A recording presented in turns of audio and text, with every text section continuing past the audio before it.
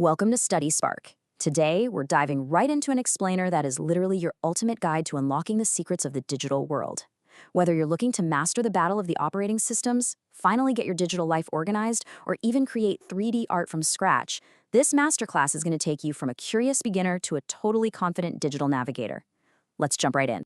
So think about this for a second. Did you know your computer is essentially a physical body with an invisible brain? Like, the hardware is what you can actually physically touch, right? But without the incredibly complex instructions of software, that really expensive piece of machinery is honestly just a super heavy paperweight. So let's look at how we actually give it life. All right, Section 1, the core duo. We're talking hardware versus software. First things first, let's break down the physical versus the digital. Hardware consists of the actual physical devices you use to enter, process, store, and receive information. We're talking about things like your keyboard and your monitor.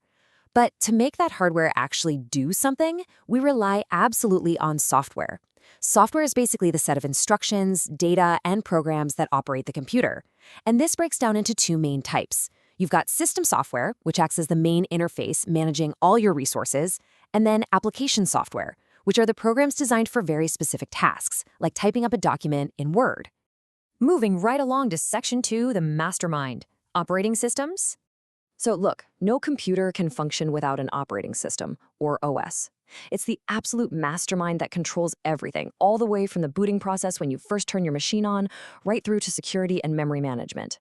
Whether you're using Android on your phone, a Mac, or a Windows PC, the OS is the vital bridge between you and the hardware.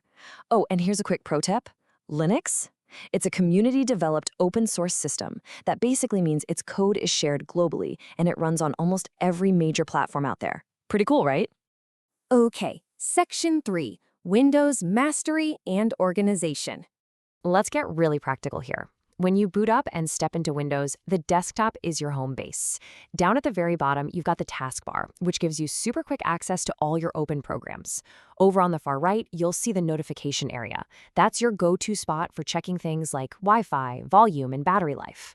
And whenever you want to launch anything new, just hit that Start button over on the left. Now, I've got to share a massive power user secret with you. Have you ever needed to take a quick screenshot of exactly what's on your screen, but you didn't want the whole entire page? Forget downloading extra apps. Literally, just press the Windows key plus Shift plus S simultaneously on your keyboard.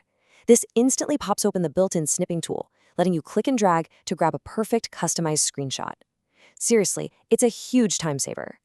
Of course, once you start creating all these files and screenshots, keeping them organized is absolutely crucial. Now, a file is your basic unit of storage, right? But a folder is the virtual container that helps you keep all those documents and pictures nice and tidy. Ooh, and here is an awesome shortcut for you. If you want to delete a file forever, like completely bypass the recycle bin, just use the keyboard shortcut Alt plus Delete. Poof, it's gone forever. Up next, Section 4, Unleash your creativity with Paint 3D. If you thought Microsoft Paint was just for those old-school flat doodles, you are in for a serious treat.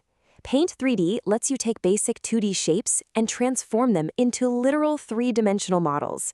By adding that third axis to represent height, length, and width, these objects actually give the illusion of popping in and out of your digital canvas. It's a total game changer.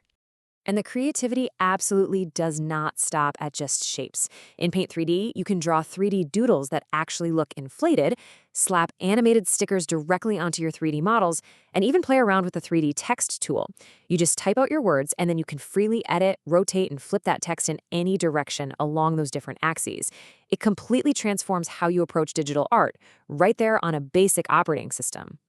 Which brings us to Section 5, the digital gateway and prototyping. Now, to actually explore the web, you really need to understand the difference between a web browser and a search engine.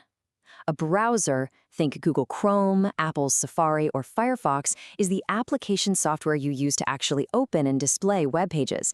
But within that browser, you use a search engine, like Google or Bing, to do the heavy lifting, hunting down and finding the specific info, images, or files you're looking for across the entire internet. But how you physically interact with that browser really matters. If you want to type like a total pro, you have got to master the home roll position. Basically, your left fingers should naturally rest on the A, S, D, and F keys, and your right fingers go on the J, K, L, and semicolon keys, with your thumbs hovering right over the spacebar. This is your foundation. Your fingers should always return right back here after reaching for other keys. Getting your hands right is only half the battle, though. Your overall physical setup is so important. When you sit down to work, make sure you sit upright with your back nice and straight. Keep your elbows bent at a comfortable 90-degree angle. You want to maintain a distance of about 45 to 70 centimeters away from the screen, facing straight forward. And this is absolutely critical. Your wrists should touch the table lightly in front of the keyboard, but never ever shift your body weight onto your wrists. And just remember, accuracy always comes first. As you build up that muscle memory on the home row, the speed is going to naturally follow. So, from understanding the RAM in your motherboard to the exact way your fingers rest on those keys, mastering these digital skills is basically your superpower in the modern world. Now, I have a challenge for you. Which operating system do you use the most? Are you Team Windows, Mac, or Linux? Let me know down in the comments. Thank you so much for joining me on this explainer. Keep learning, keep organizing, and make sure to subscribe to Study Spark for more master classes just like this one. Catch you in the next one.